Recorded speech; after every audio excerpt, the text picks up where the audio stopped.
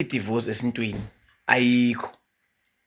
Uma ukuthi ayikho indlela ongangiconvince ngayo, uma ukuthi uyaxhumana nami eceleni uyangichazela. Uma ukuthi umntwana uyahlukumezeka emzini mhlawumbe sekushona umyeni wakhe, abamfuni vese osikwiza kubalwa nomamezala. Into eyixazululo e-right engayisho angiqali ukuyisho ngizoyiphinda futhi. Akabuyela athola isaythi yakhe umntwana akhelwe ayenzele iy'ngane zakhe. Bese kuba ukuthi uma ethola isoka uzophila ngokukhuqadolo, hhayi ukuthi uzoba nendoda epermanent. Ngoba okwenyama kuyakudinga okwenyama, ngeke uze uyicontrol-ke leyo nto ngoba uma seyaphila emhlabeni umuntu engakagugi esemusha, okwenyama kuyakudinga okwenyama. Sekutheni-ke ayinalo ilungelo indoda leyo ukuthi izophinda izomlobola. Izomlobola kwabani? Uma ebuyela kubo ubuyela kuliphi kubo ngoba mhla ephuma kubo kwathiwa hamba ungabheki kuphi, ungabheki emuva. Angazi bangaka abantu abahleze bengiqhuma ngendaba abadivozayo. Abanye bafuna ulotsholwa kwesibili. Ayikho i-divorce esintwini. And ngiyani lento abantu bathatha njengokudlala ama-cycle la. Umuntu ebona mhla eseshonile, ehleli kaMabaso noma ehleli kaMthembu, eselandwa kaMthembu lapho eseshonile ongcwatshwa kuphi? Eyongcwatshwa kaZondi la wayegane khona ekuqaleni la kusho khona ukuthi ngampela umuntu ugcaca kanye wesifazane futhi uma esekhishiwe kuba ukhishiwe akabuye futhi abuyiselwe. So abantu abahleli namanje nezingane zabo bayibuye emzini iphutha lelo. Uma ukuthi kuneyinkinga abayithole amanciko zakhe ngaphandle, zakhe isibongo sala egane khona.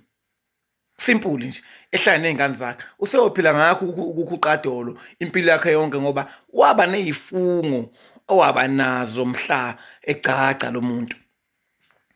Akukho-ke asinayo iplan asikakamnayo into engasula inyongo futhi ayisoze ibe khona.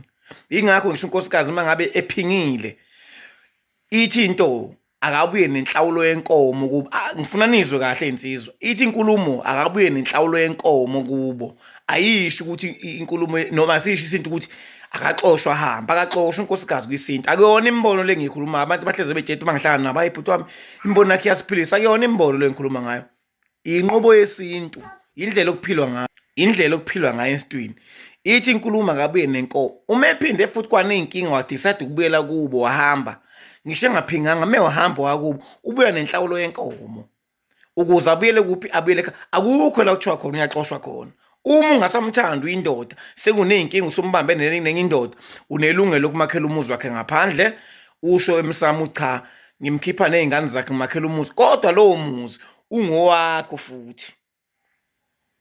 Kulungile kusahlangana naye ngokwenyama noma mhlawumbe ngenisaba ndawonye ngwasenkamelweni kodwa kubaluleka kakhulu nakho konke ukuthi lo nkosikazi lo muzo wakho. Uma ngabe umxosha ehamba eseganiwe umxosha eseganile ehamba kuyosha isikhathi ukuthi mase shonile ezokwenza inhlambuluko la ekhaya ethethelwe labuyiswa aphinde futhi akhelwe indlu yakhe yena njengonkosikazi wayisine esigcawini ngesinqindi. Letho mhlawumbe abantu kufanele beyifake kahle la ekhanda ukuthi uma usine ngesinqindi esigcawini akukho yingakho ngisho umakoti mephuma kuthiwa hamba ungabheki emuva. Kushiwo kubani? Kushiwo kumakoti kuthiwa hamba. Hhayi laba namhlanje mathi makumcimele kulayo iy'ngane uthi uma uhlukumezeke obuya umbhedo lo. Ibuye kwabani ngoba la emathongweni akhona ikhanseliwe. Njengoba othemeleza ngelaphana esigcawini umthimba usho ukuthi muzi kabani sinilethele nansi ingane anesikweleti. Bazophinda behlanganisa indlu futhi bese beyikhuluma khona-ke amaqiniso ukuthi kahle kahle wena uyasikweleta inkomo eyodwa kunenkomo eyasala kanje. Ngoba kunento uma ngabe sekuqediwe ukulokhu ukusiniselana udwendwe yokuhlanganisa kwendlu yayibonga eziwu-2 ey'ganisela nawo zodwa hhayi omunye umuntu. Lezi yibonga eziwu-2 ey'ganisela nawo zodwa. Uma ukuthi abakaXulu nabakaMthembu bazohlangana lawo zibongo zowu-2 behlala endlini kuthiwa ukuhlanganisa kwendlu. Kwezinye indawo angazi bakubiza ngani ngoba vele kwehlukene. Bese ngiphinda futhi ngisho ukuthi lento yenqiba amasondo nodwendwe umbuzo wami uthi umakoti wenza njani-ke uphinda ohlala lapha endlini aphinde aphume futhi aphinde ehlahleni kwenzeka kanjani? Musanokubhanqa izinto engabhanqi. Inqamasondo ekuseni udwendwe kuyabiwa. Niyalenza iphutha. Awukho indlela ongaconvince ngawo. Uma ngabe umakoti wakho usuhlukana nawe akukho la kuthiwa mxoshe khona. Wena uma ungasamthandi makhela umuzi ngaphandle noma uma umthoyela umuzi umthengele umuzi ahlale nezingane zakho bese wena uganwa yenye inkosikazi.